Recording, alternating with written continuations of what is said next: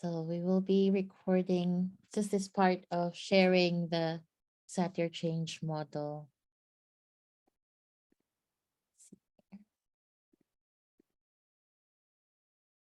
Wait for people to come back in.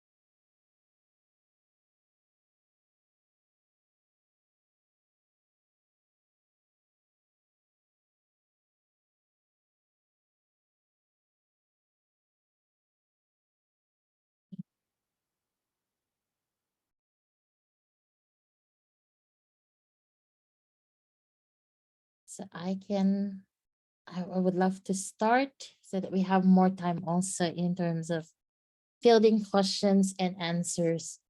So this is the Satir Change Model. And I found out about the Satir Change Model in a period of change for myself. Similar to Inky, I've gone through a transformation phase. And at that time, I was struggling to figure out, like what can guide me, what can support me in that process that I was in. And I came upon Virginia Satir, who was a brilliant psychotherapist, a family psychotherapist. And her work has revolved around helping families, helping individuals navigate through change. Um, Part of her work, which you might be familiar with, is the iceberg model. So what you see at the tip of the iceberg is actually very different from what is underneath. And her personal iceberg model is also something that you might want to check out, because it also shows, what are the layers in which we see, or we view our experiences based from the iceberg model. So the Satir change model begins with the phase called the old status quo. If you've probably noticed how Inky started the story of her life when she was in South Africa, and how it was, the sharing around her work, what she was doing. So that is, the old status quo. And the foreign element is something that happens, either a tragedy, a death, what's this, a hurricane. A foreign element can be moving from one place to another. And a foreign element can also be marrying. So from being single to being married. So foreign element is a point in life where what the old status quo was is somehow challenged. And at first, our initial reaction to a foreign element is to deny it. Well, it's not happening. Or if we're embracing it, what we're denying is what follows after. So there's a resistance that happens when it comes to the foreign element. And then eventually it unfolds into chaos. So there's this real space of unsettledness, finding answers, being in the soup of things. In this space of chaos, it might, you might probably have seen yourself trying to tell yourself, oh, if only I can have my old life back. So there's the wish of being back to the old status quo. Or yeah, literally downright saying, no, this is not my life right now. So there's a flat out resistance to what is happening. And this is where the ones in colored are the 7 A's of intentional change that was written by another psychotherapist that studied under Satir, wherein she mentioned John McLendon mentioned that in the space of old status quo, what we really need is awareness. So how are we building awareness in such a way that when a foreign element comes in, there's a sense of understanding of what awaits us in the other side.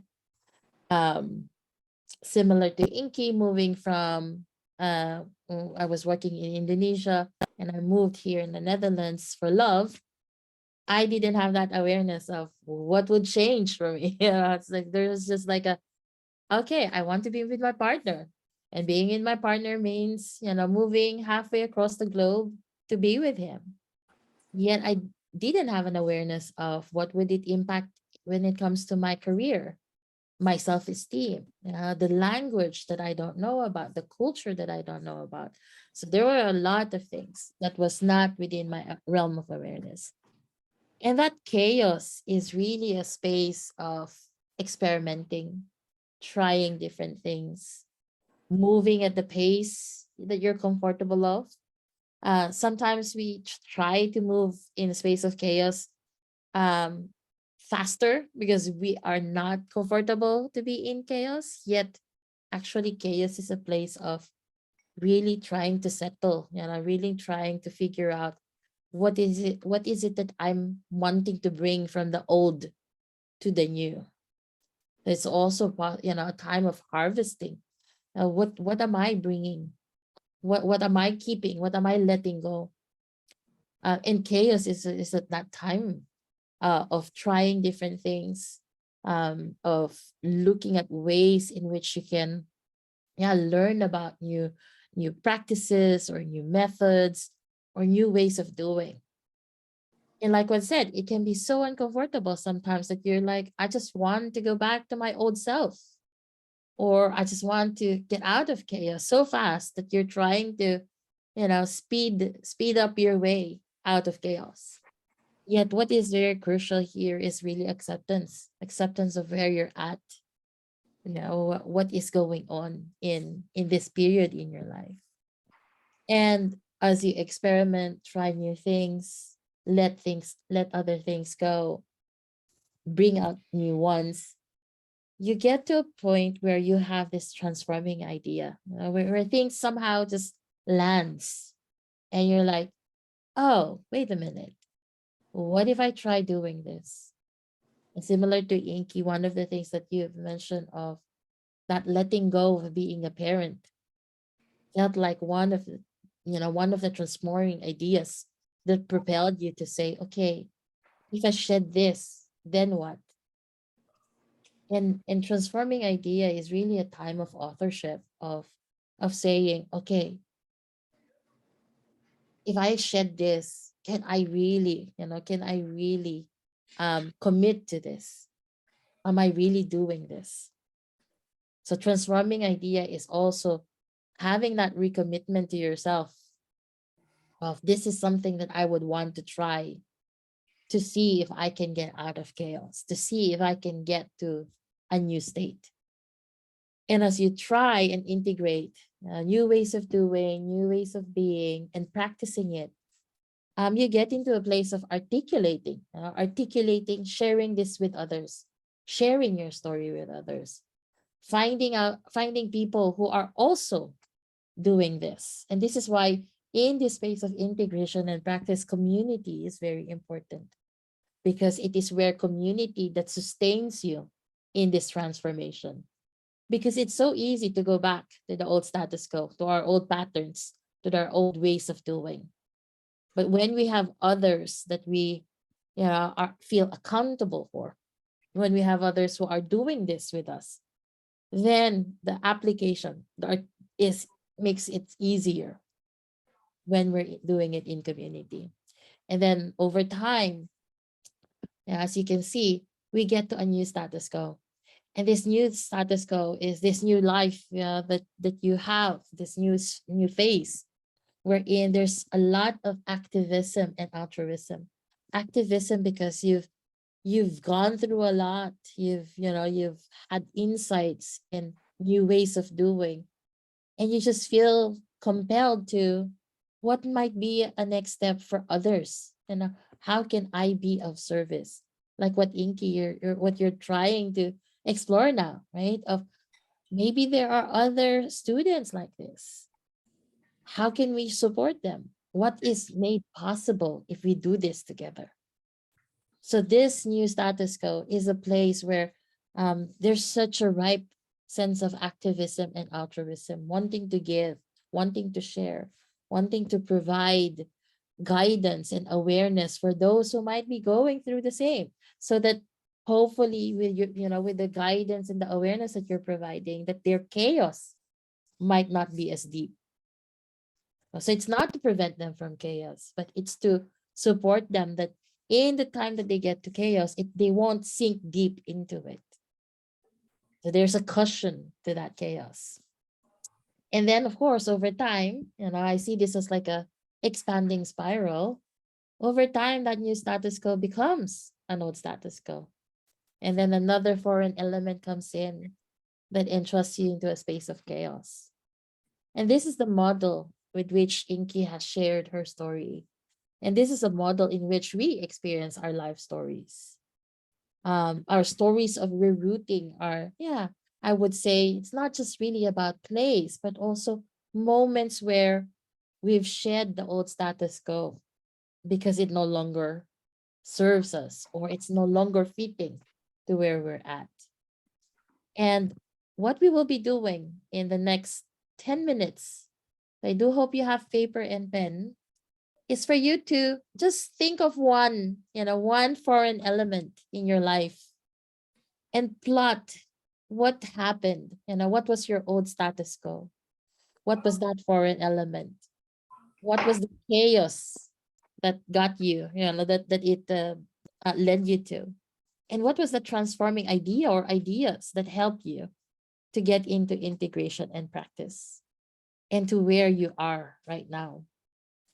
So just giving yourself a moment of reflection of a time in your life where you've experienced transformation. So have about 10 minutes for this exercise. And I'm going to keep sharing my screen for those who want to use this as a reference. So with your paper and pen, blot out your story of transformation.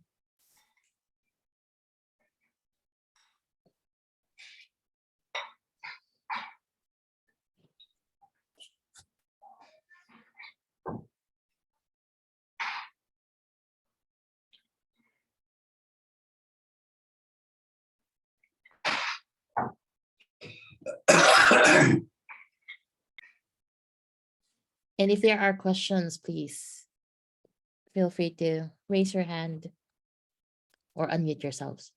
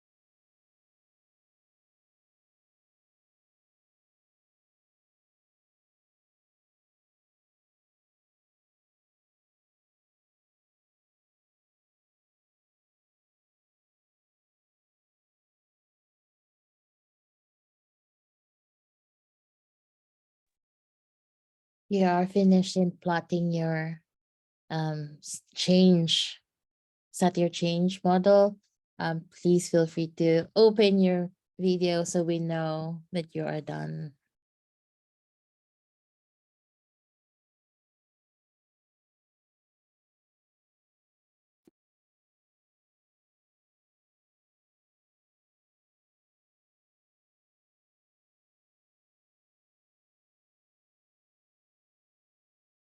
I know it would have been nicer to have longer because this is the juicy part, right? Of after hearing amazing stories from your partner. Yeah, maybe just what's bubbling up, what's in your heart, what's alive in you right now.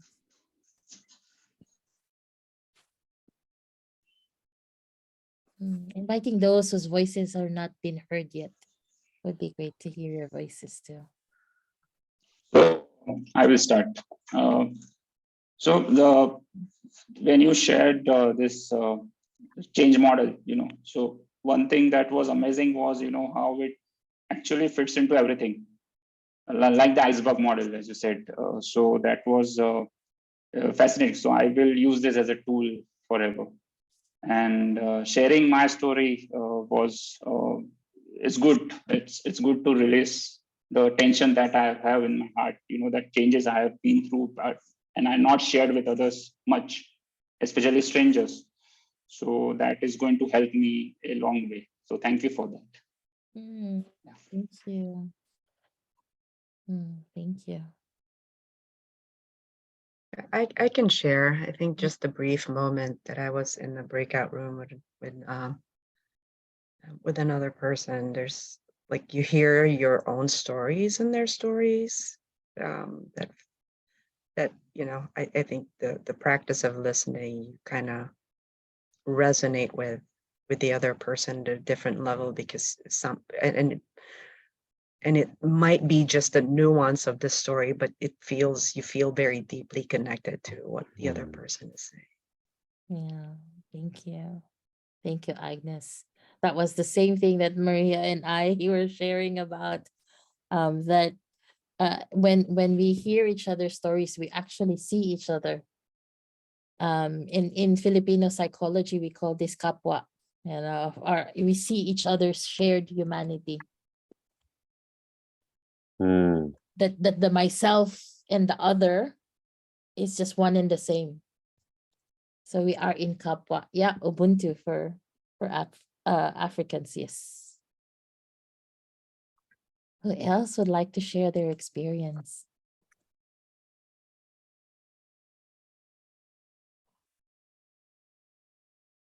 I can just share what I feel, and I just feel connected. So, but also it's like knowing the person without knowing, because it's Zoom, but you feel like you know them because you connect.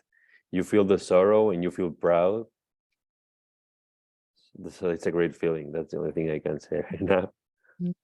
Thank you.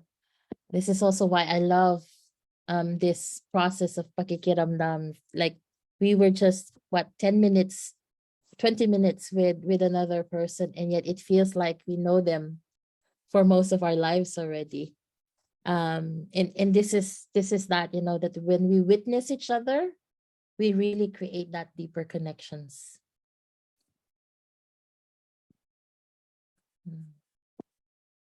Who else would like to share before we go for checkout?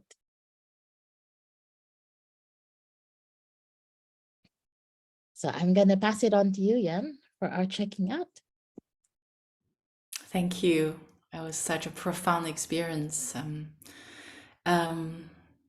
I mean, I really feel honored to support this process, because despite of all the wonderful, like hundreds of tools you find on system innovation platform, I just find my calling it is all about helping people discover and experience their innate connection with each other and their self-healing power of web of life.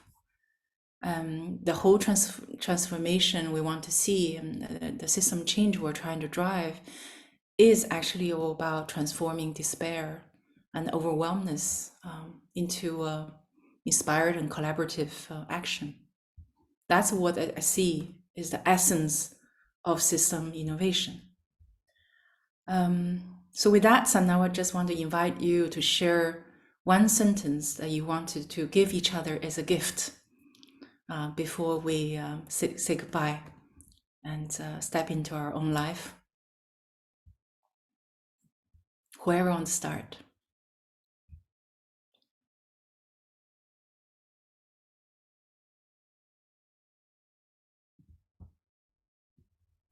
Well, maybe I'll say just keep evolving your knowledge and it will find the right connections. Thank you so much for this event. Thank you.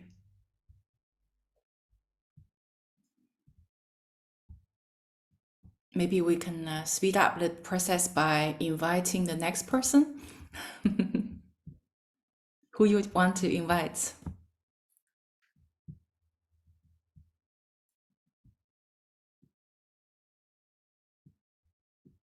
Eugenie, who would you want to invite? Sorry, I was. Sorry. Lena, hi. Yeah, Lena. The phrase that's coming to mind is "you are not your culture." And I'll pass it to Agnes. Thank you. What comes up to me is my own sense making evolves the knowledge that I have as well. And I will pass it on to Maria. I will share being in service of life. I think that's what I would like to share. Yeah. Would you want to pass it on, Maria? Inside.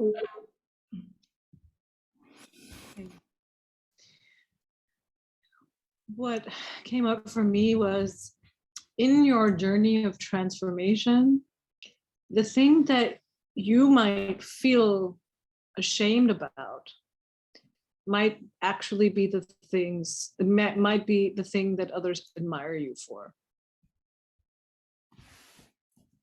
Yeah. I feel really strongly resonate with all of you. Who do you want to invite? Sorry. I'll invite Sidesh. So I would say we should not make our mental models, older mental models, force us to stop making deeper connections. That is what stops us most of the times. Yeah. Connect very deeply with what Lena just shared. Yeah. Who do you want to invite? Subra. Yeah, thank you. This reminds me of, as I was saying earlier, the statement by Mihai Csikszentmihalyi that we should not always try to maximize our pleasure, and rather be in control of our inner dialogue. And this session reminds me of that through various stories, through the stories of others. I think I should invite Paco. A pleasure to see you back here in this other event, Subra.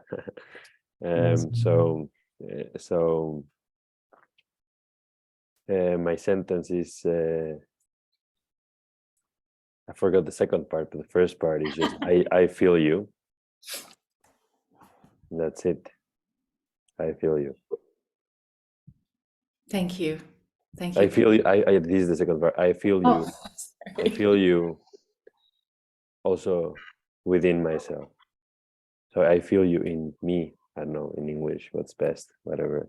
I feel you here. This is what we were talking about when the problems are overarching. We feel them all. We have them inside. So thanks for sharing all. Thank you. Lana, you have a last word? Yeah, mine was also part with the conversation with Maria about how witnessing each other's stories can help us in our healing. Yeah. For me, I'm reading this book and I read 2 times, 3 times by Niking Han about true peace work. He said true peace is always possible, yet it requires strength and practice, particularly in terms of great difficulties. And practicing peace within ourselves, especially in times of war, requires courage. So wish you all have a peaceful and courageous journey ahead of you. Thank you for being here together. Yeah. Thank you. For joining. Thank Thank you. you. Thank you so much. Thank you.